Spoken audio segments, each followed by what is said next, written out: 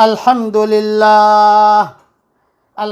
لله نحمده ونستعينه ونستغفره ونؤمن به ونتوكل عليه ونعوذ بالله من شرور أنفسنا ومن سيئات أعمالنا ونعوذ بالله من شرور أنفسنا ومن سيئات أعمالنا ونعوذ بالله من شرور أنفسنا ومن سيئات أعمالنا من يهده الله فلا مضل له ومن يضلله فلا هادي له ونشهد أن لا إله إلا الله وحده لا شريك له ونشهد أن سيدنا ومولانا محمدا عبده ورسوله صلى الله عليه وعلى آله وأصحابه وبارك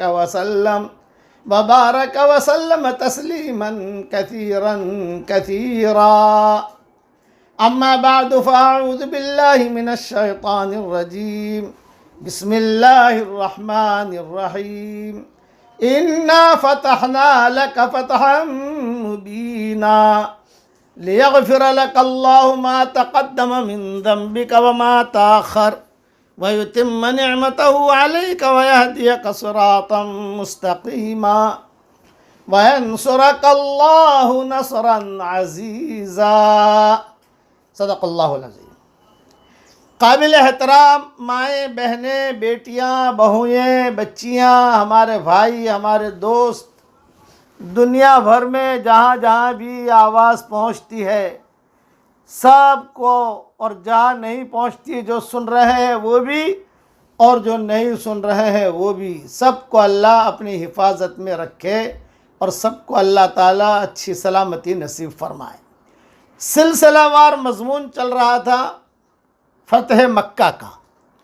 فتح مکہ کے سلسلے میں ایک بات یہ ذہن میں رکھیں، چونکہ مکہ مکرمہ فتح ہوا اور بہت سالوں کے بعد حضور صلی اللہ علیہ وسلم مکہ مکرمہ تشریف لائے. مکہ مکرمہ کو چھوڑے ہوئے صحابہ جو ہے وہ قصب پرسی میں چھوڑ کر چلے گئے تھے. مکانات بھی ان کے تھے، مکان میں کپڑے بھی تھے، پیسے بھی تھے، جو جیسا جس کی صلاحیت تھی سب چیزیں موجود تھی وہاں. سب چھوڑ چھاڑ کے روانہ ہو گئے مدینہ کے لیے، اور خود حضور صلی اللہ علیہ وسلم بھی روانہ ہو گئے. حضرت خدیجہ کی پراپرٹیاں بھی بہت تھی، خود مالدار تھی حضرت خدیجہ. تو جب حضور صلی اللہ علیہ وسلم ہجرت کر کے روانہ ہوئے تو حضرت خدیجہ دنیا میں نہیں تھی، لیکن ان کی پراپرٹیاں تو تھی بھی، ان کی جو مال ہے جو بھی ہے پراپرٹیاں ساری تھی، چیزیں تھی. تو یہ قصے تو صحابہ جو ہے ان کو یہ ہوا کہ بھی ہمارے گھروں کا کیا. بعض صحابہ تھے ان کے مکانات تھے، مکہ والوں نے قبضہ کر لیے تھے. احمد ابن جہش ایک صحابی تھے، تو ان کا مکان تھا، تو بیچارے ہجرت کر کے مدینہ چلے گئے. ابو سفیان نے قبضہ کر لیا اور قبضہ کر کے 400 دینار 400 درہم میں بیچ کر کھا بھی گیا پیسے. تو انہوں نے حضور کے سامنے بات رکھی کہ حضرت ابو سفیان اب تو مسلمان ہو گئے ہیں، لیکن انہوں نے جو ہے سارا کا سارا یعنی جس کے ہاتھ میں جو لگا، مہاجرین کی زمینیں تھی، مہاجرین کے مکانات تھے سب، تو مہاجرین نے اپنی باتیں پیش کی حضور صلی اللہ علیہ وسلم کے سامنے.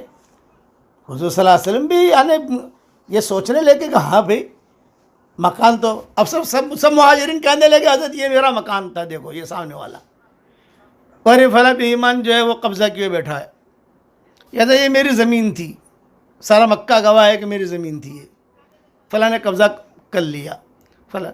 تو اس میں کئی لوگوں نے باتیں رکھی. تو حضور صلی اللہ علیہ وسلم نے بہت اچھی طریقے پر فیصلہ کیا اس کا. آپ نے فرمایا کہ بھی دیکھو ٹھیک ہے، اور ابو سفیان پر مقدمہ بھی کر دیا صحابہ نے. احمد ابن جہش نام تھا. اندازہ یہ ہے کہ احمد ابن جہش ہی تھے، وہ انہوں نے حضور کو ابھی یعنی کعبہ فتح ہوا ہے، اور انہوں نے کہا کہ حضرت یہ میرا مکان ہے بالکل سامنے، یہ ابو سفیان بھی کھڑا ہے، آپ پوچھ لیجئے ان سے، اب تو رضی اللہ تعالیٰ عنہ بن گئے ہیں، یہ بھی کھڑے ہیں، یہ میرا مکان ہے. اور مجھے مدینہ میں خبر ملی تھی کہ تمہارا مکان جو ہے ابو سفیان نے 400 درہم میں بیچ دیا، پیسہ بھی کھا گیا. ابو سفیان سامنے بیٹھے ہوئے تھے، مکہ فتح ہو گیا. تو حضور صلی اللہ علیہ وسلم نے احمد ابن جہش سے کہا تم قریب آؤ. سارے صحابہ کو تھوڑا سا پیچھے ہٹایا اور قریب بلا کر کان میں حضور نے کچھ جملے کہے. احمد ابن جہش جو ہے وہ ہنس دیا کہ ٹھیک ہے ٹھیک ہے حضرت ٹھیک ہے ٹھیک ہے. تو صحابہ نے بعد میں پوچھا بھی حضور نے کیا کہا. تو اب تو احمد ابن جہش نے کہا کہ مجھے حضور نے کہا بھی تو اگر یہ مکان تیرا ہے مجھے ہی معلوم ہے تیرا ہے, سارا مکہ جانتا ہے تیرا ہے, صبر کر لے تو جو جنت میں ملے گا تجھے, اور اگر تجھے ابھی چاہیے تو ابھی دلا دوں, ابھی میں دلا سکتا ہوں, اب تو جو مکہ کے مالک ہی ہم ہو گئے, صبر کر جنت میں ملے گا. حضرت مجھے جنت میں چاہیے. تو اس طریقے سے صحابہ نے مکانات چھوڑ دیے. یعنی حضور نے کسی کو بھی, خود حضور نے اپنے مکان کا جہاں پیدا ہوئے تھے اس کا تذکرہ بھی نہیں کیا. خود ان کا مکان تھا حضور صلی اللہ علیہ وسلم کا, یاد تو تھا حضور کو بھی شادی ہوئی ہے, خدیجہ کا مکان, حضرت خدیجہ کا مکان, وہاں رخصتی ہوئی ہے, بچے پیدا ہوئے ہیں, زندگی گزری ہے وہاں. حضور نے کسی کا تذکرہ نہیں کیا. کوئی بات نہیں. چنانچہ عبداللہ ابن عمر تھے, ان کا مکان تھا, تو وہ جب بھی اس گلی سے گزرتے تھے تو کتابوں میں لکھا ہے کہ چہرے پر نقاب ڈال کے گزرتے تھے. تو کسی نے کہا بھی نقاب کیوں ڈالتے ہو؟ یہ فرمایا میں اس گلی سے گزرتا ہوں تو میرے والد کے مکان, میرے مکان, حضرت عمر نے اپنا مکان چھوڑ دیا. ابوبکر, حالانکہ حضرت عمر جیسا آدمی بھی کیسے چھوڑے, وہ تو سب جانتے ہیں, یعنی وہ تو قوی آدمی تھے. کبھی میری پراپرٹی ہے یہ ہے. حضور نے کہا کہ نہیں چلو, یہ یعنی متروکہ مکانات کے بارے میں حضور نے کس کے بارے میں کیا فیصلہ کیا یہ بعد میں آئے گا, میں اس کو تفصیل بیان کروں گا انشاءاللہ. تو اس قسم کے قصے ہوئے. بعض قصے ایسے بھی ہوئے کہ بیوی مشرکہ ہے, مسلمان جو ہے, شوہر جو ہے مسلمان ہے, یہ یہاں رہ گئی, جا نہیں سکی, اور وہ وہاں چلے گئے, وہ وہاں رہنے لگے. یہ مسئلہ بھی آیا بھی میری بیوی تھی لیکن یہ ہے کہ اسے چانس نہیں ملا اسلام لانے کا, اس کے یہ مسئلے بھی آئے سارے کے سارے. کسی نے کہا مجھے یہ میری بیوی ہے, میں چھوڑ کے چلا گیا تھا, اس کو پتہ نہیں مجھے اس سے بہت محبت ہے, اس سے میری اولاد بھی ہوئی ہے. تو حضور صلی اللہ علیہ وسلم نے جو ایک ایک قضیے, اسے کہتے قضیہ, جب ایک ملک فتح کریں گے تو ظاہر بات ہے کہ سارے معاملات آئیں گے.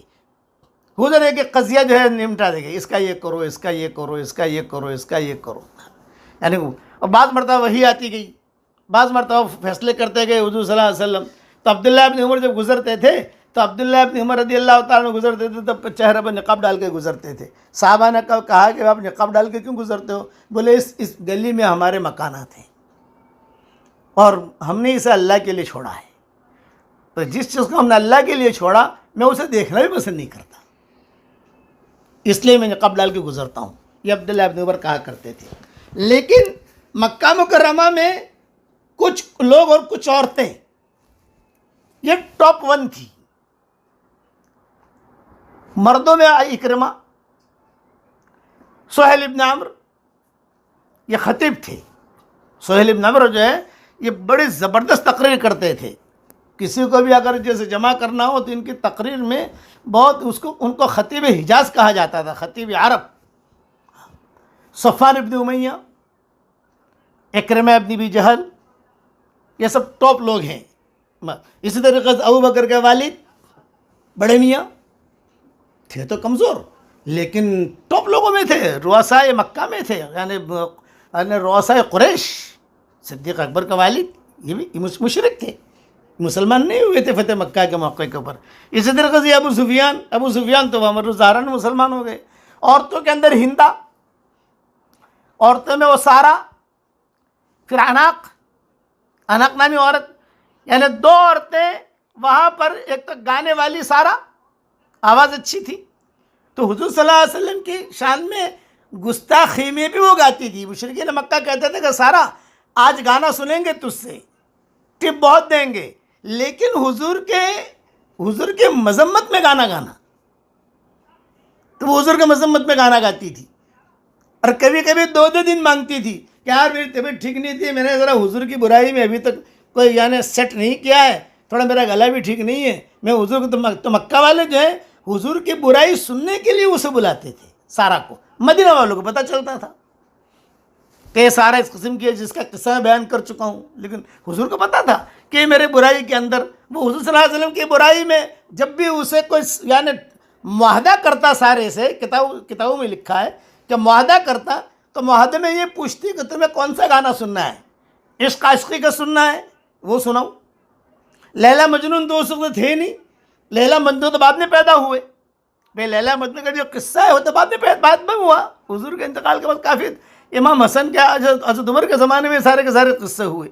لیکن عشق عاشقی کا سننا ہے تو میں وہ سناؤں، اور تم کو جو ہے کسی اور بات سننی ہے تو وہ سناؤں، یا یہاں مکہ کی عظمت کے بارے میں سننا ہے تو وہ سناؤں. تو جو خبیث لوگ تھے مشرکین مکہ میں، یا جو جن کے دماغوں میں خباثت بھری ہوئی تھی، وہ کہتے ہیں نا ہمیں تو محمد کے خلاف تو گانا سنا، یہ تیار کرتی تھی. اب یہاں مدینہ میں خبریں پہنچتی تھی، وہ اس کا اڈا، تو اس کے بارے میں بات آئی کہ بھی اس کا سارا کا کیا کرنا. وہ زندہ تھی، بوڑھی ہو چکی تھی لیکن زندہ تھی. اسی طریقے سے اناق نامی عورت، اس نے زنا کا اڈا کھول رکھا تھا مکہ مکرمہ میں، اس نے گانے کا اڈا کھول رکھا تھا، اور یہ اس نے زنا کا. اور یہ ہندا جو ہے یہ سب کی جو ہے چودھرن تھی، سب کی بڑی کا مطلب یہ مکہ مکرمہ میں کوئی کام عورتوں کا کرنا ہو تو ہندا کے بغیر نہیں کر سکتے. اسی لیے ہندا کے اسلام لانے کا قصہ حدیثوں میں یعنی ٹاپ ہائی لائٹ لے کر آتا ہے. حالانکہ عورتیں بہت مسلمان ہوئی ہیں، لیکن ہندا کا جو قصہ میں بیان کروں گا وہ ایک دم چپکے سے نہیں، وہ حضور صلی اللہ علیہ وسلم کے سامنے سوالات کرتی گئی. ایسا کبھی ہوا نہیں ہے. حضور صلی اللہ علیہ وسلم نے جو عورتوں کی بیعت کی، یہ سامنے بیٹھ کر حضور کو جو ایک ایک بات کا سوال کرتے گئی، حضور جواب دیتے گئے، سوال کرتے گئی، حضور جواب دیتے گئے، سوال کرتے گئی، حضور جواب دیتے گئے. یہ عورت تھی. تو سارا کو بھی کوئی کام کرنا ہو تو ہندا باجی آ کروں چھے کروں کہ نہیں کروں، یہ کرنا ہے کروں کہ نہیں کروں، یعنی اس کی اجازت کے بغیر کوئی عورتیں حرکت میں نہیں آ سکتی تھی. اور ابو سفیان یہ اپنی جگہ پر تھے. اناق نامی عورت، یہ سارے مسئلے آئے، لوگوں کے مکانات کے مسئلے آئے، لوگوں کے بیویوں کے مسئلے آئے. بعض عورتیں مسلمان ہو کر مدینہ منورہ چلی گئی تھی، ان کے شوہر مشرک تھے، اب مسلمان ہوئے، میاں بیوی محبت تھی، وہ چلی گئی وہاں مدینہ، یہ مشرک تھا، اب یہاں جو ہے وہ فتح مکہ میں مسلمان ہو گیا. اب کیا کریں؟ اسی طریقے سے اکرمہ جو ہے یہ مشرک تھے، اور ان کی بیوی ام حکیم جو مسلمان ہو گئی. صفوان ابن امیہ مشرک تھے، ان کی بیوی جو ہے وہ بغم کی بیٹی وہ مسلمان ہو گئی. یہ سارے مسئلے آئے تو حضور صلی اللہ علیہ وسلم نے 5 دن میں یہ سارے مسئلے حل کیے. میں تاریخ بتا رہا ہوں آپ کو. 20 رمضان کو مکہ فتح ہوا، اور 25 رمضان کو گویا کہ حضور صلی اللہ علیہ وسلم نے قرب و جوار میں قافلے بھیجنے شروع کر دیے.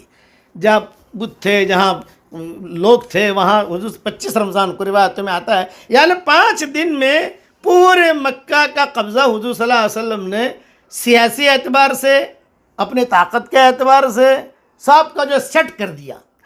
اذان دینے والا سیٹ کر دیا، یہ امیر مکہ حضور صلی اللہ علیہ وسلم مقرر کر دیا، یہ سارے کے سارے مقرر ہو گئے. لیکن یہ اندرونی مسائل آتے گئے، مکانوں کا کیا، اس کا کیا، اس کا کیا. تو حضور اکرم صلی اللہ علیہ وسلم اچھا اسی کے اندر مکہ فتح ہو گیا، کسی کو شرارت سوجی، کسی نے کسی کو قتل کر دیا، مکہ تو فتح ہو گیا. اب تو مشرکین جو ہے یعنی بھی ایمان جو ہے سارے بھی یا تو تم نکل جاؤ 4 مہینے کا، وہ یہاں فسیحوا فی الارض اربعۃ اشہر واعلموا انکم غیر معجز اللہ، یہ آیت نازل ہونی شروع ہو گئی وغیرہ وغیرہ سب کچھ. لیکن وہ پرانی عداوتیں تھی نا، تو پرانے عداوتوں میں جو حضور صلی اللہ علیہ وسلم صفا پہاڑی پر وہ بیعت کر رہے تھے، اس لیے کہ آپ یہاں سے فارغ ہو کر شیخ ابی طالب میں گئے، جہاں حضور کو رکھا تھا وہیں قائم کیا حضور نے. پھر حضور نے کہا بھئی صفا پہاڑی پر سب کو بلاؤ، وہاں بیعت کریں گے. صفا پہاڑی پر اس لیے کہ صفا پہاڑی سے حضور دعوت دیتے تھے، تو وہی پر سب کو بلایا. اس میں یہ ہندا بھی آئی، اس میں ساری کی ساری عورتیں بھی آئیں، سارے مرد آئے. ہاں تو اس میں جو ہے وہ ظاہری بات ہے کہ ابھی بے ایمان سامنے تو تھے، اس نے تو چھوڑ دیا. انتم الطلقاء، بھائی آپ لوگ آزاد ہو، آپ لوگ جو ہم دعوت دیتے ہیں اب اسلام قبول کرو، 4 مہینہ رہو، چلو پھرو دیکھو کرو، نہیں تو پھر ہماری زمین چھوڑ دینا. کیا آیتیں نازل ہو گئی، اب تو آزاد ہے، سب گھر میں جاتے ہیں، آتے ہیں، کرتے ہیں. اب جو ہے بیوی مشرکہ ہے، یہ جو ہے شوہر مسلمان تھا وہاں گیا، اب یہاں بیوی کے پاس جاوے کہ نہیں جاوے، کیا کرے، پرانی محبت ہے. یہ تو ایک آدمی نے قتل کر دیا صفا پہاڑی پر ہی. حضور نے دیکھا کرے یہ کیا بنی خزاعہ تم نے بھی کیوں مارا ہے اس کو, کیا مسئلہ ہے؟ تو وہ پرانی کوئی دشمنی ہوگی. آپ نے جو ہے کھڑے رہ کر سب کو اعلان کیا کہ دیکھو اب جو بھی قتل کوئی کرے گا تو 100 اٹھنیاں دینی پڑے گی وغیرہ وغیرہ وغیرہ, سارے احکامات بیان کی. 2 خطبے دیے حضور نے مکہ مکرمہ میں, اس میں احکامات بتائے حضور صلی اللہ علیہ وسلم نے, اور کہا اس کا قتل کا ذمہ دار میں ہوں, میں 100 اونٹ دیتا ہوں, اس کی دیت میں دیتا ہوں. حضور نے خود نہیں دی دیت, لیکن آج کے بعد سے جو مارے گا اس سے لی جائے گی. اپنی طرف سے حضور صلی اللہ علیہ وسلم نے 100 اونٹ. یہ سارے قصے آئیں گے, یہ میں سمجھا رہا ہوں آپ کو. ابھی تو جو ہے ابو محذورہ کا قصہ پورا سن لو آپ. جو ہے ابو محذورہ جب یہ مؤذن بن گئے رضی اللہ تعالیٰ عنہ, آواز ان کی بہت اچھی تھی. کہتے تھے مزامیر داؤد علیہ السلام کی جیسے آواز اچھی تھی, جب زبور پڑھتے تھے سمندر کے کنارے پر تو مچھلیاں بھی نکل آتی تھی, سانپ بھی دوڑے دوڑے آ جاتے تھے. اور سمجھیے یہ جو پرندے ہوتے تھے نا, پرندے وہ بھی جو ہے فضا کے اندر جھومنے لگتے تھے. تو ابو محذورہ اور ابو موسیٰ اشعری, یہ 2 نام یاد رکھنا, ابو محذورہ اور ابو موسیٰ اشعری. ان کو کہا جاتا تھا مزامیر آل داؤد, کہ ان کو جو ہے داؤد علیہ السلام کی زبان کا, جیسے یوسف علیہ السلام کی خوبصورتی کوئی خوبصورت ہوتا تھا تو کہتے تھے کہ یوسف علیہ السلام کی خوبصورتی سے دی گئی ہے. جیسے حضرت جریر ابن عبداللہ یہ بہت خوبصورت تھے, تمیم داری یہ بھی خوبصورت تھے.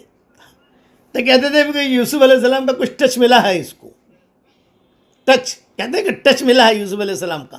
جریر ابن عبداللہ اتنے خوبصورت تھے کہ حضرت عمر نے ان کو عورتوں کا امام بنایا تھا تراویح کا, ان کے ذمے لگائی تھی تراویح مدینہ منورہ میں, عورتوں کو تراویح تم پڑھایا کرو, لیکن شرط یہ کہ جب بھی تم گھر سے نکلو اپنی مسجد نبوی میں آنے کے لیے تو برقع پہن کے آنے کا. یہ جریر ابن عبداللہ کی پابندی تھی. یہی مسئلہ تمیم داری کا تھا, خوبصورت تھے یہ لوگ, اسی لیے یہ ان کی آواز ابو محذورہ کی بہت اچھی تھی. تو حضور صلی اللہ علیہ وسلم نے پہلے آواز ان کی سنی جبکہ وہ مشرک تھے, مذاق کر رہے تھے. تو حضور صلی اللہ علیہ وسلم نے جو ہے ان کے سر پر ہاتھ پھیرا, اور پھر حضور صلی اللہ علیہ وسلم نے ایک دعا دی. وہ دعا میں آپ کو سکھاتا ہوں, وہ دعا سیکھ لو, کسی کو بھی دعا دیا کرو, یہ دعا دیا کرو جو حضور صلی اللہ علیہ وسلم نے ابو محذورہ کو دعا دی. کہ روایتوں میں یہ ہے کہ حضور صلی اللہ علیہ وسلم نے, یعنی جب آپ نے اذان سیکھ لی ابو محذورہ نے, تو حضور صلی اللہ علیہ وسلم نے ایک تھیلی عطا کی ابو محذورہ کو, جس میں کچھ درہم تھے, اور سر اور پیشانی پر دست مبارک پھیرا, اور پھر سینہ اور جگر اور شکم پر ناف تک حضور صلی اللہ علیہ وسلم نے ہاتھ پھیرا اور یہ دعا دی, بارک اللہ فیک و بارک اللہ علیک. یہ دعا خالی دلہا دلہن کے لیے نہیں ہے کہ دلہا دلہن کے لیے دعا یاد رہتی ہے بعد میں یاد رہتی نہیں ہے, یہ نہیں بھئی, دلہا دلہن کو بھی دو, لیکن یہ کہ یہ حضور صلی اللہ علیہ وسلم نے سب سے پہلے ابو محذورہ کو یہ دعا دی, بارک اللہ فیک و بارک اللہ علیک. یہ دعا سیکھ لو, میرے ساتھ پڑھ بھی لو ایک مرتبہ, بارک اللہ فیک و بارک اللہ علیک, بارک اللہ فیک و بارک اللہ علیک. تو ابو محذورہ کہتے ہیں کہ حضور صلی اللہ علیہ وسلم کا ہاتھ مبارک پھیرنا تھا کہ آپ کی تمام نفرت ایک دم سے میرے دل سے نکل گئی, جیسے اسلام داخل ہو گیا ہو. اور حضور کے جملے جو میں نے سنے, بارک اللہ فیک و بارک اللہ علیک. سلف صالحین کا معمول تھا اپنے دوستوں کو یا اپنی بیوی بچوں کو خط لکھتے تھے تو سلام کے بعد جو یہ دعا یہ جملہ لکھتے تھے, بارک اللہ فیک و بارک اللہ علیک, یا بارک اللہ فیکم و بارک اللہ علیکم. اللہ تمہیں برکت دے اور اللہ تمہارے اوپر بھی برکت دے, تمہارے اندر بھی برکت اور تمہارا اللہ کے اوپر سے برکت آوے, یعنی چاروں طرف سے جو ہے برکت ہی برکت ہو. خلاصہ کلام یہ دعا دیتے تھے, بارک اللہ فیک و بارک اللہ علیک, بارک اللہ فیک و بارک اللہ علیک. چونکہ حضور صلی اللہ علیہ وسلم نے سب کے سامنے یہ دعا دی, صحابہ نے یاد کر لی. آپ صلی اللہ علیہ وسلم کوئی بھی دعا دیتے تھے, کوئی بھی بات کرتے تھے تو مجمع اسے فوراً کیچ کر لیتا تھا, بارک اللہ فیک و بارک اللہ علیک. تو اب ابو محذورہ کہتے ہیں کہ ایک دم سے میرے دل میں حضور صلی اللہ علیہ وسلم کی محبت داخل ہو گئی اور میرا دل آپ کے محبت سے لبریز ہو گیا. پھر میں نے خود عرض کیا کہ یا رسول اللہ, مجھ کو مکہ مکرمہ کا مؤذن مقرر فرما دیجئے. آپ نے فرمایا میں نے تجھ کو مکہ کا مؤذن کا مقرر کیا، اعلان کر دیا. لیکن ایک پوائنٹ ہے اس میں، نوٹ کرو ایک بات کو، حضور نے تو کر دیا لیکن مکہ کے گورنر تو وہ خطاب ابن اسید ہے نا، ان کو یہ بات پہنچنی چاہیے. تو یہ کہتے ہیں کہ میں جب امیر تو حضور صلی اللہ علیہ وسلم فیصلہ ہو گیا، بات ختم ہو گئی. لیکن یہ کہ خطاب ابن اسید کو پتہ چلنا چاہیے، حضور تو چلے جائیں گے، بعد میں نماز کا مسئلہ آئے گا، میں کھڑا رہوں گا، تو پھر تو کیوں اذان دیتا ہے؟ تجھے کس نے مؤذن بنایا؟ تو ابو محذورہ خود کہتے ہیں کہ میں نے جب حضور نے فیصلہ کیا تو میں فوراً بھاگا خطاب ابن اسید جو امیر مکہ تھے، نئے گورنر تھے، ان کو جا کر اطلاع دی اور آپ کے حکم کے مطابق اذان دینے لگا.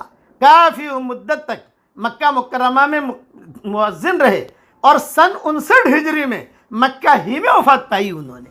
ابو محذورہ نے مکہ چھوڑ کر جاتے نہیں تھے اور ان کا معمول تھا اذان کے آدھا گھنٹہ پہلے 1 گھنٹہ پہلے حرم شریف میں آ جاتے تھے اور کعبے پر چڑھ کر جو ہے وہ اذان دیتے تھے. اس وقت کا جو کعبہ تھا اس وقت میں وہاں چڑھ کر، اور جب بھی سورج غروب کا مسئلہ ہوتا، مغرب میں سورج غروب کا مسئلہ ہوتا ہے، تو فوراً کعبے پر چڑھ کر جو ہے یوں دیکھتے رہتے، سورج غروب ہوا ہے نہیں ہوا، سورج دیکھتے رہتے. اور وہاں حجر اسود جہاں آج کل ہے، شروع سے وہی چلا آ رہا ہے، حجر اسود کے سامنے آ کر بیٹھ جاتے اور طواف کرتے. پہلے طواف کرنے کے بعد پھر جو ہے نماز کے وقت کا انتظار کرتے. جہاں نماز کے وقت کا انتظار یا وقت داخل ہو جاتا تو فوراً جو ہے ایک رسی ہوتی تھی، تو رسی کے اوپر جو ہے کچھ معمولی سیڑھیاں اس دور کے اعتبار سے تھی، اس پر جو ہے وہ چڑھتے اور کعبے پر چڑھ کر اذان دیتے. بعض کتابوں میں لکھا ہے کہ گھوم کر اذان دیتے، یعنی اللہ اکبر داہنی طرف، پھر اللہ اکبر بائیں طرف، پھر اللہ اکبر شمال، اللہ اکبر، یعنی اس طریقے سے گھوم کر کعبے کے اوپر یہ اذان دیتے تھے. یہ ان کی ایک ترتیب تھی ابو محذورہ کی. ایک مرتبہ اتفاق سے وہ بیٹھے ہوئے تھے، کئی جوان آ گئے ابو محذورہ کے پاس اور آ کر کہا کہ حضرت آپ نے حضور صلی اللہ علیہ وسلم کا زمانہ دیکھا ہے اور آپ نے فلاں آپ بتائیے کہ آپ مسلمان کیسے ہوئے، کیا ہوا کیا نہیں. ابو محذورہ اپنا قصہ سنایا، میں بلال کے مذاق اڑا رہا تھا، میری آواز اچھی تھی اور میں جو ہے یہ یعنی گانے کی کوشش بھی کرتا تھا. اور بعض کتابوں، تاریخ کی کتابوں میں کہ میں نے سارا سے بھی کچھ سکھایا، جیسے ہوتا گویا ہوتا ہے تو لوگ سیکھتے ہیں نا گانا اسٹائل، میں جو یہ تھا آواز میری اچھی تھی. اور حضور صلی اللہ علیہ وسلم نے جب مجھے یعنی مؤذن بنایا، میں مسلمان ہو گیا وغیرہ وغیرہ، سارا قصہ سناتے جاتے تھے. تو پھر سارے نوجوان کہتے تھے کہ ہمیں کوئی ایسی چیز سناؤ جو بالکل انوکھی ہو، ایسی چیز سناؤ جو انیک ہو، کوئی حدیث سناؤ، کوئی یہ سناؤ. تو اب یہ ابو محذورہ ایک جواب دیتے تھے، اما الاحادیث عن العبادلہ، اما الاحادیث عن العبادلہ، بھائی حدیث سننی ہو تو عبادلہ سے سنو. عبادلہ کا مطلب عبداللہ ابن عباس، عبداللہ ابن عمر، عبداللہ ابن عمرو ابن عاص، عبداللہ ابن زبیر، انہیں عبادلہ کہتے تھے. اما الاحادیث عن العبادلہ، حدیث سننی ہو تو بھائی عبادلہ سے سنو. بھائی میرا قصہ تو یہ ہے کہ میں یہ تھا خراب تھا، حضور صلی اللہ علیہ وسلم کے اخلاق نے مجھے اسلام میں داخل کیا، پھر حضور نے مجھے حرم شریف کا مؤذن بنا دیا. ایک نوجوان نے کہا کہ حضرت آپ کے بال اتنے لمبے، زلفیں تھی عورتوں کی طرح، لمبے بال تھے ابو محذورہ کے. حضرت آپ کبھی مکہ میں رہتے ہوئے عمرہ نہیں کرتے؟ چچا کہتے تھے، چچا بڑی عمر کے ہو گئے نا ابو محذورہ، چچا جان آپ عمرہ نہیں کرتے؟ تو یہ کہتا تھا الحمدللہ ہر مہینے میں عمرہ، 1 عمرہ 2 عمرے کرتا ہوں، رمضان میں تو بہت عمرے کرتا ہوں، اور الحمدللہ حج بھی کرتا ہوں سب. تو اس نے کہا کہ آپ جب اتنا عمرہ کرتے ہیں تو پھر اب حلق نہیں کراتے؟ آپ کے بال کتنے لمبے ہیں، حلق نہیں کراتے؟ تو کہتے تھے لا انا من المقصرین، میں حلق نہیں کراتا، میں جو ہے اپنے بال تھوڑے کٹوا دیتا ہوں. مقصرین محلقین، دو ہے نا، محلقین مقصرین، تبھی میں جو حلق نہیں کراتا. تو کہتے کہ بھئی حلق کا زیادہ ثواب ہے، آپ قصر کیوں کرتے ہیں؟ حلق کا تو ثواب زیادہ ہے جتنا بال کٹے. تو فرمایا کہ نہیں بس یہ میرا راز ہے، ھذا ستر بینی و بین ستار، हादा बैनी व बैन अल्लाह, हादा बैनी व बैन अल्लाह, ये मेरा राज है, इसे मत पूछो। तो नौजवान थे, उन्होंने कहा कि नहीं हज़रत, आपको बताना पड़ेगा, आप हलक क्यों नहीं कराते, टकला क्यों नहीं कराते। आज के बाद समझाने के लिए कह रहा, फिर टकला क्यों नहीं करा, टकला कराओ, जब आप यहाँ जब उमरा करते हो तो पूरा बाल पूरा हलक कराओ, या कसर क्यों। ना ना, हादा बैनी व बैन अर्रहमान, हादा बैनी व बैन अर्रहमान, ये मेरे और मेरे अल्लाह के दरमियान है, ये मेरे और मेरे अल्लाह के दरमियान है। लेकिन वो नौजवान उन्हें पीछा छोड़ा ही नहीं, मुँह चले थे। वो कहा नहीं, बताना पड़ेगा, बताना पड़ेगा। ये रो दिए अबू महजूरा, और उन्होंने कहा कि असल बात यह है, अब बच्चा करीबा करीबा, जो पूछ रहा था उसको करीब किया, करीब बुलाकर कहा, यहाँ मेरी पेशानी को सूंघ, खुशबू आ रही है। हाँ, बड़ी ज़बरदस्त खुशबू आ रही है। तो पहले मैं इसी वजह से हलक नहीं कराता कि हुजूर सल्लल्लाहु अलैहि वसल्लम ने मेरी पेशानी पर फ़तेह मक्का के वक्त में हाथ फेरा था, तो आपके हाथ की खुशबू अब तक मेरे बालों में है, और मैं चाहता हूँ कि मैं मर कर कब्र में जाऊँ तो इन्हीं बालों को लेकर जाऊँ। अल्लाह मुझसे पूछे कि क्या लाया अबू माजूरा, मैं कहूँगा अल्लाह पर खाली हाथ हो, कुछ भी नहीं है, तेरे नबी के हाथ लगे हुए बाल लेकर आया हूँ, वो खुशबू लेकर आया हूँ। इस पर अबू माजूरा जो है बहुत रोए और कहने लगे कि मैं इन बालों के साथ मरना चाहता हूँ, ताकि ये हुजूर सल्लल्लाहु अलैहि वसल्लम ने हाथ लगाए हैं मेरे इन बालों के ऊपर। यह किस्सा इनका होता था इनका। फिर इनकी एक दो बीवियाँ थी, उनमें भी कुछ मसले हुए। अभी सारी तफसील कहाँ बयान करूँ, बस वो खुलासे कलाम ये कि हुजूर अकरम सल्लल्लाहु अलैहि वसल्लम ने जो है फ़ौरन हुजूर सल्लल्लाहु अलैहि वसल्लम की इस बात को सुनकर अबू महजूरा जो है ये बहुत रोने लगे, फरमाने लगे मेरा अल्लाह का राज है, मैं अजान देता रहूँगा और चलता रहूँगा।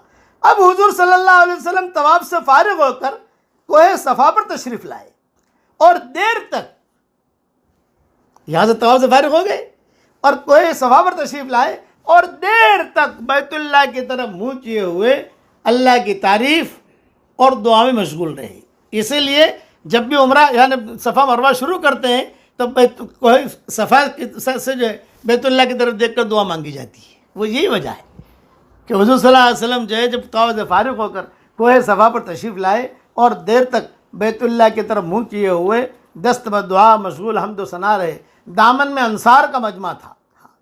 इसी असना में बाद अंसार की ज़ुबान से एक जुमला निकला।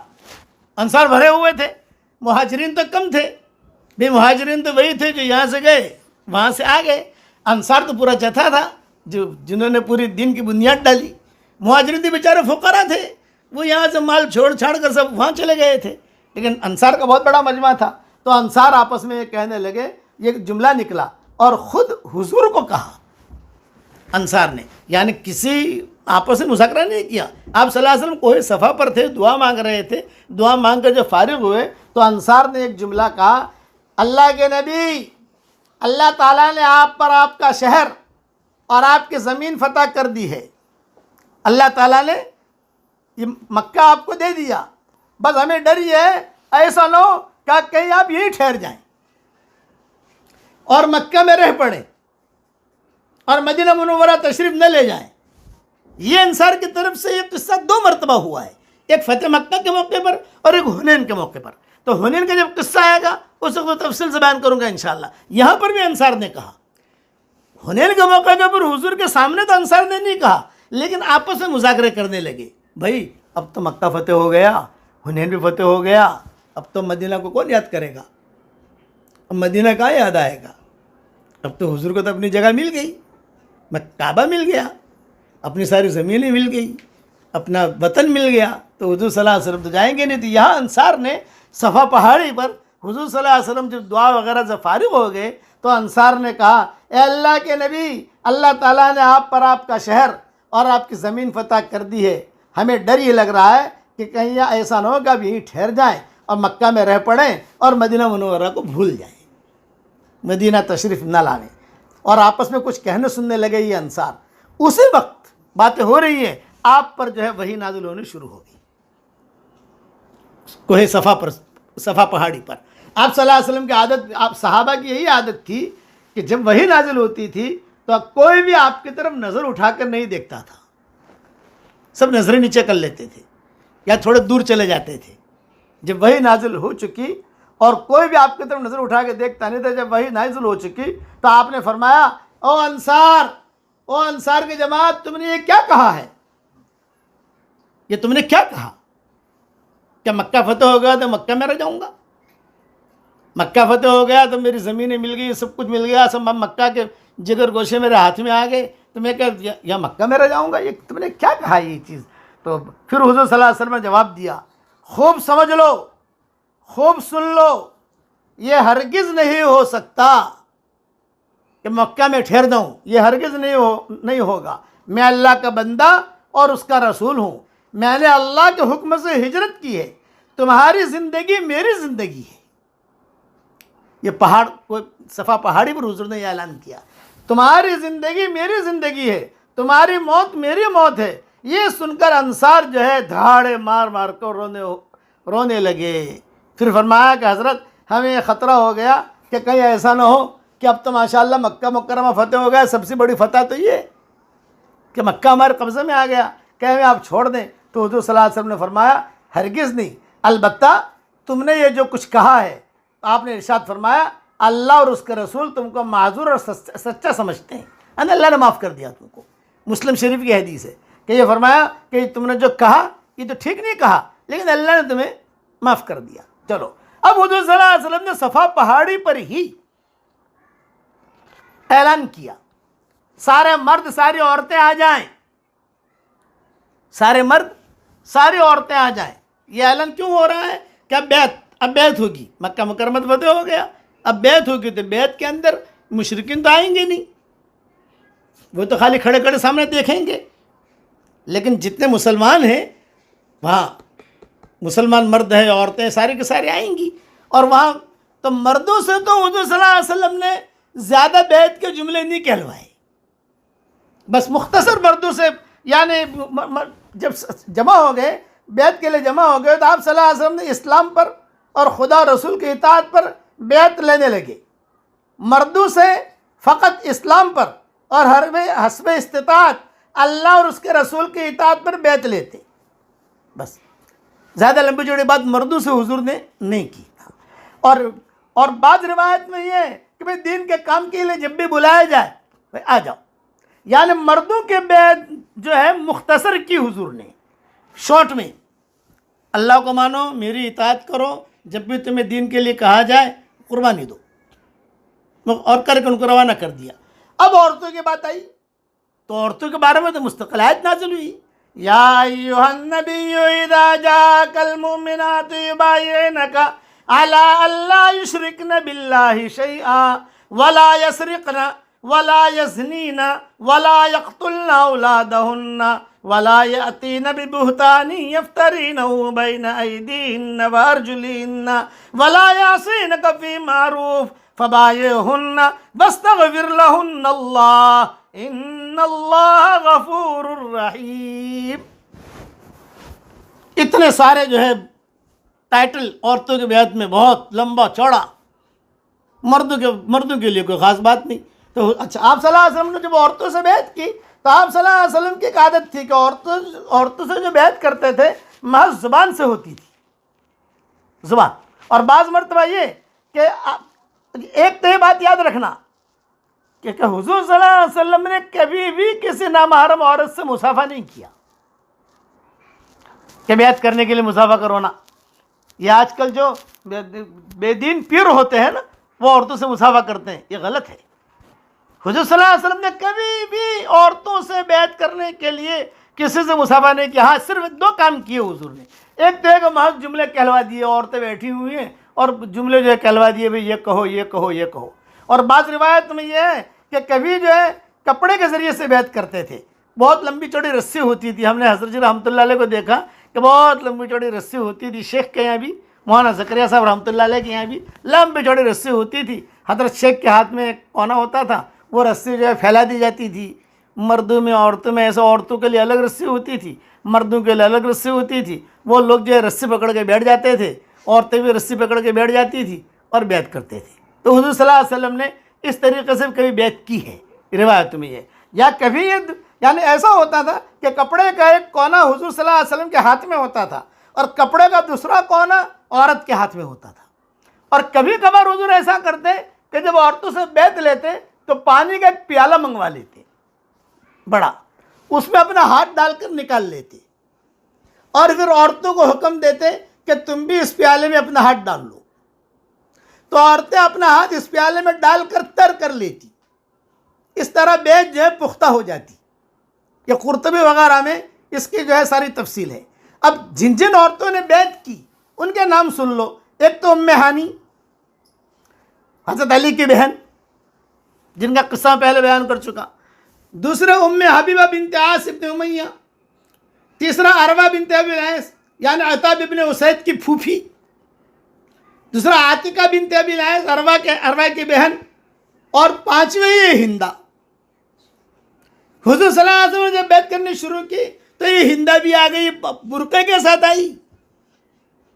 ابھی جو ہے یہ نہیں ہے پر برقع پہن کر آئی. آج ہماری پرانی مسلمان عورتیں بغیر برقعے کے گھومتی ہیں. اکرمہ کی بیوی بھی وزوجتہ متنقبہ, اور بیٹھ گئی حضور صلی اللہ علیہ وسلم کے پاس اور نقاب ڈال کر آئی, چونکہ وہ شرما رہی تھی. ابھی تو مسلمان ہونے میں ٹائم ہو گیا, اس کو اسلام لانے کا قصہ بھی آئے گا, لیکن یہ بیعت کے وقت میں یہ بھی آ گئی. اب حضور صلی اللہ علیہ وسلم نے جب جو ہے بیعت کرنا شروع کیا تو ہندا کھڑی ہو گئی.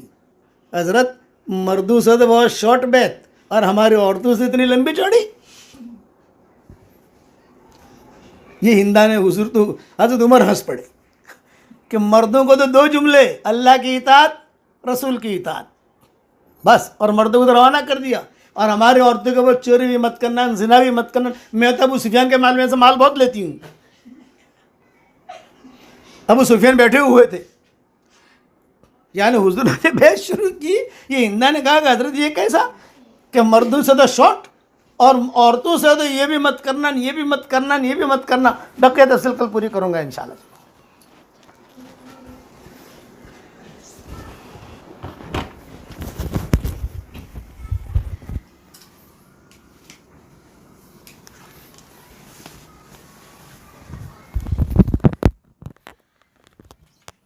بسم اللہ الرحمن الرحیم. ہمارے سامنے کچھ متفرق اہم مسائل چل رہے تھے, تو آج کچھ 5-6 مسائل آپ لوگوں کے سامنے بتا دوں. ایک مسئلہ تو یہ ہے کہ جیسے آج کل آپ لوگوں نے عام طور پر دیکھا ہوگا کہ لوگ ہوٹلوں میں جاتے ہیں اور بعض جگہ ایک سسٹم ہوتی ہے بفے سسٹم جسے کہتے ہیں. بفے سسٹم کے اندر ہوتا یہ ہے کہ ایک مخصوص قیمت مقرر ہوتی ہے کہ بھئی اتنی قیمت آپ دے دو اور پھر آپ کو جو کھانا ہو جتنا کھانا ہو اس کی اجازت ہے. جیسے مثلا 500 روپیہ دے دو اور 500 روپے کے اندر آپ کو جتنا کھانا ہو اور جو کھانا ہو اس کے کھانے کی اجازت ہے. تو یہ بفے سسٹم کے اندر کھانا درست ہے یا نہیں؟ اس میں اشکال اس بات پہ ہوتا ہے کہ یہاں پہ قیمت تو متعین ہے لیکن مبی یعنی جو چیز بیچی جا رہی ہے وہ متعین نہیں ہے. جبکہ یہ فقہ کا اصول ہے کہ جس طرح قیمت متعین ہوتی ہے اسی طریقے سے بیچی جانے والی چیز بھی متعین ہونی چاہیے. کیونکہ اگر بیچی جانے والی چیز متعین نہ ہو, اس کی مقدار متعین نہ ہو, تو پھر فریقین کے درمیان اختلاف اور نزاع ہوتا ہے. اختلاف اور نزاع, اور ہر وہ چیز کہ جو فریقین کے درمیان یا خریدنے اور بیچنے والے کے درمیان نزاع کا, اختلاف کا, جھگڑے کا سبب ہو تو پھر وہ چیز درست نہیں ہے, وہ شرط فاسد کے اندر آتی ہے. تو یہاں پر بنیادی طور پر یہی چیز پائی جا رہی ہے کہ قیمت تو متعین ہے لیکن جو چیز بیچی جا رہی ہے وہ متعین نہیں ہے کہ سامنے والا انسان کون سا کھانا کھائے گا اور کتنا کھائے گا.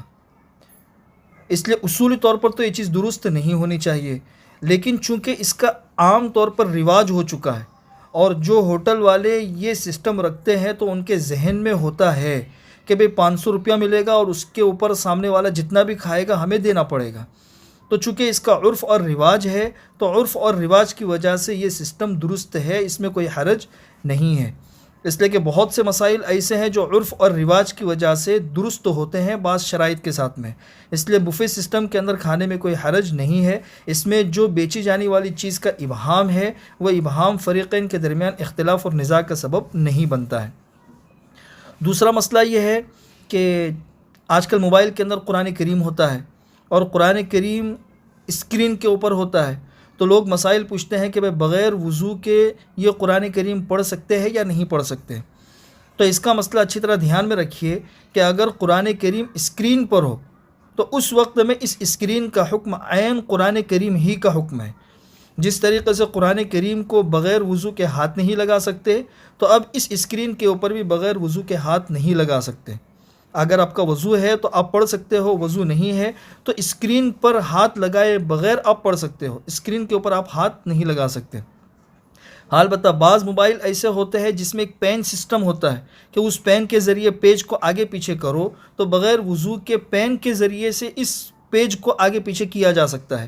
یا ایسا ہی ہے جیسے کہ اگر کسی کا وضو نہ ہو اور وہ قرآن کریم اس کے سامنے ہے تو وہ پین سے صفحات کو الٹ سکتے ہیں، صفحات کو تھوڑا بہت آگے پیچھے کر سکتے ہیں. تو اسی طریقے سے وہ حکم بھی یہاں پر ہوگا. تیسرا مسئلہ یہ ہے کہ آج کل جو گھر ہے یا دکان ہے یہ ڈپوزٹ پر لیتے ہیں، یعنی سامنے والے کو ڈپوزٹ دیا اور ڈپوزٹ کے اوپر وہ مکان یا دکان لے لیا. اب چاہے ہیوی ڈپوزٹ ہو یا نارمل ڈپوزٹ ہو، مسئلہ یہاں پہ صرف یہ ہے کہ ڈپوزٹ کے اوپر یا ہیوی ڈپوزٹ کے اوپر جو رقم سامنے والے کو دے دی ہے تو اس پر زکوٰۃ واجب ہے یا نہیں. تو پہلے تو یہ تھا کہ یہ ڈپوزٹ کی جو رقم ہے یہ رہن کے حکم میں ہوتی تھی اور رہن کے اوپر زکوٰۃ واجب نہیں ہے، اس کی تفصیلات ہیں. لیکن آج کل کی جو ڈپوزٹ کی رقم ہے، چاہے ہیوی ڈپوزٹ کی ہو یا نارمل ڈپوزٹ کی ہو، یہ اس میں سارے کے سارے شرائط قرض کے پائے جاتے ہیں.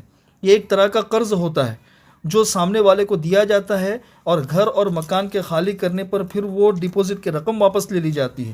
تو چونکہ اب اس کے اندر سارے کے سارے شرائط قرض کے پائے جاتے ہیں، اس لیے احکامات بھی قرض ہی کے ہوں گے اور قرض کے اوپر زکوٰۃ واجب ہے.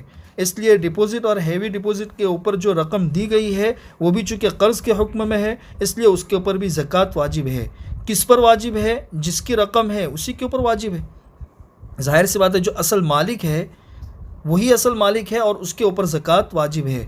اس میں اتنی گنجائش ہے کہ جب وہ رقم آپ کے پاس میں آ جائے تب آپ جتنے سال اس کے اوپر گزر چکے ہیں ان تمام سالوں کے ایک ساتھ میں دے دو، یا ہر سال کی اگر دینا چاہو تو ہر سال کی بھی انسان دے سکتا ہے. دونوں صورتوں کی گنجائش ہے. چوتھا مسئلہ یہ ہے کہ آج کل عام طور پر سرجری ہوتی ہے. بعض مرد لوگ بھی جسم کے بعض اعضاء کی سرجری کرواتے ہیں اور اکثر جگہوں کے اوپر یہ عورتیں بھی پلاسٹک سرجری کرواتی ہیں. تو پلاسٹک سرجری کا شرعی کیا حکم ہے؟ تو میں مختصر انداز میں آپ لوگوں کو اصولی طور پر بتا دوں کہ سرجری دو طرح کی ہوتی ہے. ایک تو یہ ہے کہ انسان کے جسم میں کسی قسم کی کوئی بیماری ہے یا جسم کا کوئی عضو جو ہے یہ عیب دار ہے، تو اس عیب کو ختم کرنے کے لیے یا بیماری کو ختم کرنے کے لیے سرجری کرانا یہ جائز ہے. اور دوسری سرجری ہوتی ہے اپنے حسن میں اور اپنی زینت میں اضافے کے لیے، خوبصورت بننے کے لیے. تو حسن میں اضافے کے لیے جو سرجری کروائی جاتی ہے وہ حرام ہے. دونوں کی مثال میں آپ لوگوں کو بتا دوں کہ جیسے بعض لوگ ہیں ان کے دانت بہت آگے پیچھے، تو ظاہر سی بات یہ ایک قسم کا عیب ہے.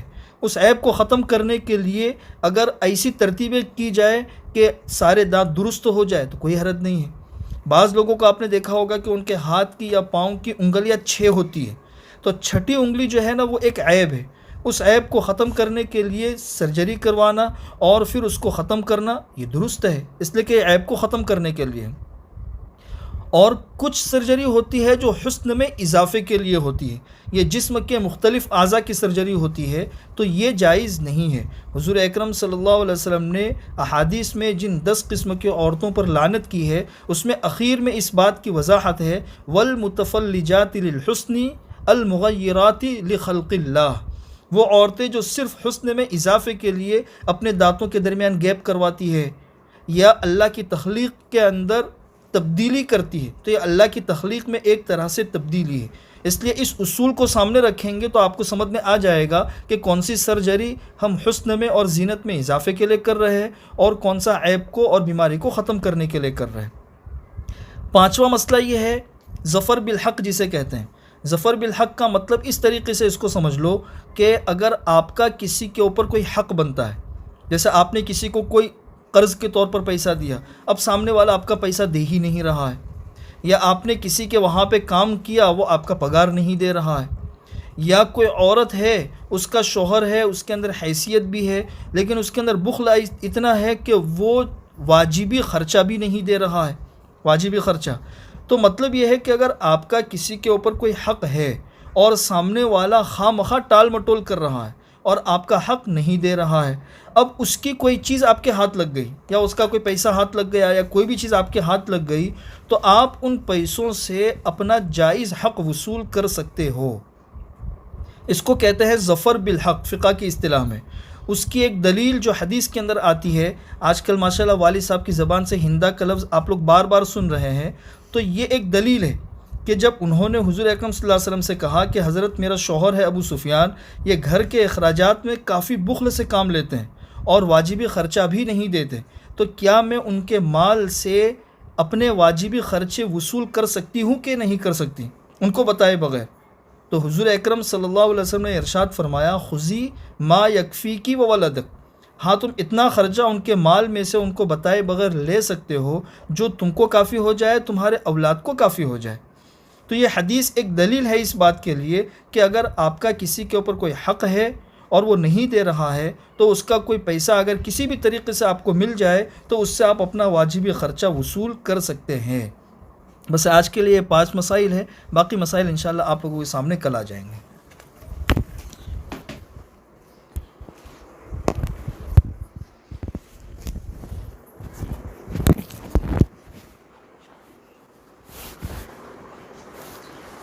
اللهم صل على محمد وعلى آل محمد كما صليت على إبراهيم وعلى آل إبراهيم إنك حميد مجيد.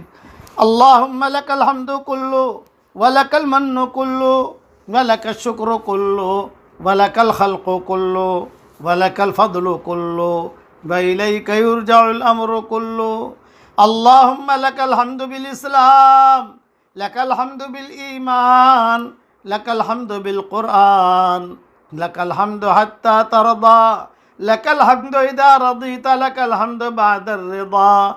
اللهم آت نفوسنا تقواها وزكها أنت خير من زكاها، أنت وليها ومولاها. اللهم يسر لنا كل أمر عسير، فتيسير العسير عليك يسير، يا من لا يحتاج إلى البيان والتفسير. حاجاتنا كثيرة وأنت عالم بها وخبير. اللهم يسر لنا كل أمر عسير، فتيسير العسير عليك يسير، يا من لا يحتاج إلى البيان والتفسير. حاجاتنا كثيرة وأنت عالم بها وخبير. اللهم بحق عزتك وكبريائك احرسنا بعينك التي لا تنام، واكنفنا بكنفك الذي لا يرام، واغفر لنا الذنوب والآثام، واحفظنا من تقلب الليالي والأيام، واجعل عاقبة أمرنا دار السلام، واجعل عاقبة أمرنا دار السلام، واجعل عاقبة أمرنا دار السلام برحمتك يا واهب النور والإنعام. تبارك اسمك يا ذا الجلال والإكرام. اللهم أنت الأول فلا شيء قبلك، وأنت الآخر فلا شيء بعدك، وأنت الظاهر فلا شيء فوقك، وأنت الباطن فلا شيء دونك. نعوذ بك من شر كل دابة أنت آخذ بناصيتها. سبحانك على صراط مستقيم. اللهم إنا نسألك النعيم المقيم الذي لا يحول ولا يزول. اللهم إنا نسألك النعيم المقيم الذي لا يحول ولا يزول، ونسألك العون يوم العيلة والأمن يوم الخوف، ونعوذ بك من شر ما أعطيتنا ومن شر ما منعتنا. يا حنان يا منان يا منزل القرآن على النبي العدنان، اجعل تلاوتنا لديك مقبولا اجعل تلاوتنا لديك مقبولا اجعل تلاوتنا لديك مقبولا وأعمالنا برضوانك الأكبر مقرونة موصولا یا ذا الجلال والإکرام۔ اے اللہ ہمارے گناہوں کو معاف فرما، اے اللہ ہماری خطاؤں سے درگزر فرما، اے اللہ ہم اقراری مجرم ہیں، ہمیں ہمارے جرموں پر اقرار ہے، ہم جیسا گنہگار نہ تیری زمینوں نے دیکھا، نہ تیرے آسمانوں نے دیکھا، نہ ہل اور حرم نے دیکھا، نہ فرشتوں نے دیکھا، نہ سردی نے دیکھا، نہ گرمی نے دیکھا، اے اللہ نہ ہواؤں نے دیکھا، نہ جانوروں نے دیکھا، نہ ذروں نے دیکھا، اور اللہ ہم نے تجھ جیسا کریم آقا بھی نہیں دیکھا ہے۔ ہم گناہ کرتے رہے تو ہمیں روزی دیتا رہا، ہم گناہ کرتے رہے تو ہمیں مال و منال دیتا رہا، ہم گناہ کرتے رہے تو ہمیں اے اللہ اپنا قرب دیتا رہا، ہم گناہ کرتے رہے تو ہمیں صحت دیتا رہا۔ جہاں اتنا کرم فرمایا ہے ایک کرم اور فرما دے، جتنا مجمع آمین کہہ رہا ہے اس وقت میں، اور یا بعد میں ہمارا بیان کوئی سنے، جب بھی سنے جہاں بھی سنے، جتنا مجمع آمین کہہ رہا ہے یا مائیں بہنیں بیٹیاں آمین کہہ رہی ہیں، ہم سب کی قیامت تک کے آنے والی نسلوں کو تو قبول فرما لے، ہم سب کی قیامت تک کے آنے والی نسلوں کو قبول فرما لے، ہم سب کی قیامت تک کے آنے والی نسلوں کے لیے خوشحالی کے فیصلے فرما۔ اے اللہ یہ رمضان المبارک کا مہمان تو نے ہمیں دیا ہے، اے اللہ یہ نیکیوں کا چمن ہے، اے اللہ یہ نیکیوں کا چمن ہے، حوریں بھی خوش ہیں، جنت بھی خوش ہے، جہنم کے دروازے بند کر دیے گئے ہیں۔ اے اللہ آپ سے ایک درخواست کرتے ہیں کہ اللہ جہنم کی پیٹھوں کے اوپر سے ہمارے ناموں کو مٹا دیجئے، اور جنت الفردوس کے دروازوں پر ہمارے نام لکھ دیجئے، اور جتنے مسلمان اسلام کی حالت میں دنیا سے رخصت ہو گئے ہوں، اے اللہ ان کی قبروں کو تو نور سے منور فرما، اے اللہ ان کے اوپر جو چادریں پڑی ہوئی مٹی کی، ان چادروں کو تو تیری رحمت کی چادریں بنا دے، اے اللہ رحمت کی چادروں میں انہیں لپیٹ لے۔ یہ ہفتہ یہ عشرہ رحمت کی چادروں کا چل رہا ہے، تیری رحمت کی چادر میں ہم کو بھی لپیٹ لے، اور تیری رحمت کی چادروں میں مرحومین کو بھی لپٹ لے۔ اسلام کی حالت میں دنیا میں جہاں بھی رخصت ہوا ہو، مسلمان مرد ہو یا عورت ہو، اس کی قبر کو تو نور سے منور فرما، ان کی ہڈی ہڈی کو جنت نصیب فرما۔ اے اللہ اس پر اگر کچھ گناہوں کی وجہ سے جکڑن ہو یا تیرا عذاب ہو، اے اللہ تو اسے معاف فرما دے۔ اے اللہ تو کریم ہے، 100 کا قاتل تیرے دروازے پر آیا تو نے معاف کر دیا، بدکار عورت آئی تو نے معاف کر دیا، ہندا جیسی عورت آئی تو نے معاف کر دیا، سارا کو تو نے معاف کر دیا، اور اسلام کی توفیق دے دی، اکرمہ کو تو نے معاف کر دیا، خالد ابن ولید کو معاف کر دیا، صفوان ابن امیہ کو معاف کر دیا، سہیل ابن عمرو کو معاف کر دیا۔ اے اللہ جو تو نے نظریں ڈالی تھی ان صحابہ پر جو شیطان من شیاطین قریش کہا کرتے تھے، شیطان من شیاطین مکہ کہا کرتے تھے، اور اے اللہ وہ سارے کے سارے دیندار بن گئے اور سارے کے سارے بھلے مانس بن گئے۔ اے اللہ اس وقت میں بھی زہریلے پھوڑے بہت ہیں، اے اللہ دنیا میں زہریلے پھوڑے بہت ہیں، اے اللہ اس دنیا میں قارون بھرے ہوئے ہیں، فرعون بھرے ہوئے ہیں، شداد بھرے ہوئے ہیں، نمرود اور ابو جہل بھرے ہوئے ہیں۔ اگر ہدایت ان کے مقدر میں ہو تو ایسو کی پیشانیوں کے بال پکڑ پکڑ کر تو ان کو ہدایت دے دے، اور اگر ہدایت مقدر میں نہ ہو تو ایسو سے اپنی زمینوں کو پاک فرما دے، ایسو سے اپنی زمینوں کو پاک فرما دے، ایسو سے اپنی زمینوں کو پاک فرما دے، اور اللہ قارون کو فرعون سے ٹکرا دے، اور فرعون کو ابو جہل سے ٹکرا دے، اندھیروں کو اندھیروں سے ٹکرا دے۔ اللہم انصر دینک و کتابک، اللہم انصر دینک و کتابک، اللہم انصر دینک و کتابک، اللہم انصر دینک و کتابک۔ اے اللہ تیرے دین کی تو مدد فرما اور تیری کتاب کی تو مدد فرما۔ اے اللہ یہ امت بہت کمزور ہو چکی ہے اور بہت ہی بیماری میں مبتلا ہو چکی ہے۔ اے اللہ حضرت محمد صلی اللہ علیہ وسلم کے بھائی بہن بہت پریشان ہیں، جتنے مسلمان مرد اور عورتیں ہیں یہ تیرے نبی کے روحانی بھائی بہن ہیں، صحابہ کے روحانی بیٹے بیٹیاں ہیں۔ اے اللہ یہ تیرے نبی کے بھائی بہن بہت پریشان ہیں، ہم نے حدیثوں میں پڑھا ہے کہ حضور صلی اللہ علیہ وسلم نے فرمایا میرے بھائیوں کو میرا سلام کہنا۔ صدیق اکبر نے کہا السنا اخوانک یا رسول اللہ، السنا اخوانک یا رسول اللہ، اے اللہ کے نبی کیا ہم آپ کے بھائی نہیں ہیں؟ آپ نے فرمایا اللہ تم میرے بھائی نہیں ہو، تم تو میرے صحابہ ہو، تم تو میرے ساتھی ہو۔ میرے بھائی بہن وہ ہیں جو بعد میں آئیں گے، جنہوں نے مجھے دیکھا نہیں ہے، میں نے ان کو دیکھا نہیں ہے، میری بات پر لبیک کہہ کر وہ کھڑے ہو جاتے تھے۔ اے اللہ آج تیرے نبی کے بھائی بہن بہت تنگیوں میں ہیں، پریشانیوں میں ہیں، اے اللہ تیرے نبی کے بھائی بہنوں پر رحم کا کرم کا معاملہ فرما، اے اللہ بیماریوں سے نجات دے دے، نت نئے حالات سے نجات دے دے۔ اے اللہ کاروباری لائن میں کئی لوگ پریشان ہیں، بیماریوں میں پریشان ہیں، جنہیں گھر کی ضرورت ہو انہیں گھر عطا فرما، جنہیں دکان کی ضرورت ہو دکان عطا فرما، جنہیں حلال بستر کی ضرورت ہو حلال بستر عطا فرما۔ اے اللہ جنہیں لڑکوں کی ضرورت ہو لڑکے عطا فرما، جنہیں لڑکیوں کی ضرورت ہو لڑکیاں عطا فرما۔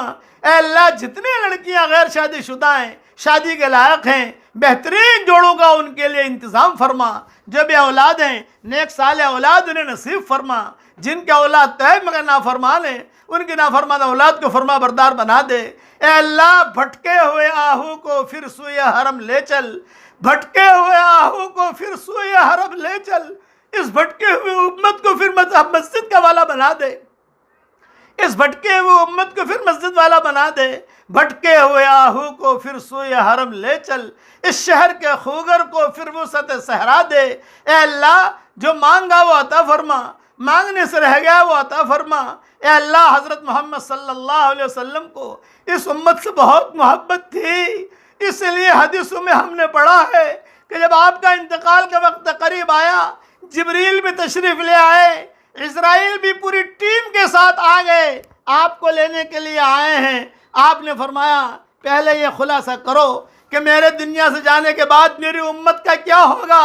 جبریل آسمانوں پر تیرے پاس آئے اور تجھ سے پوچھا، یہ سوال کر رہے ہیں۔ آپ نے کہا تھا نبی جی کو سلام کہنا اور نبی جی کو یہ کہہ دینا اپنی امت کا ٹینشن نہ لیں، اپنی امت کا فکر نہ کریں، آپ کی امت کے بارے میں آپ کو خوش کر دوں گا۔ اے اللہ یہ تو نے وعدہ کیا تھا، اے اللہ ہم یہ چاہتے ہیں حشر کے میدان میں تو خوش کرے گا ہی کرے گا، دنیا میں بھی تو خوشی کے فیصلے فرما۔ اے اللہ یہ کورونا وائرس اے اللہ ایک قسم کی کمزور بیماری ہے جو تیری طرف سے آئی ہے اور بے شک ہمارے گناہوں کی وجہ سے آئی ہے، ہم پوری امت کی طرف سے معافی کی بھیک مانگتے ہیں تو ہم سب کو معاف فرما دے۔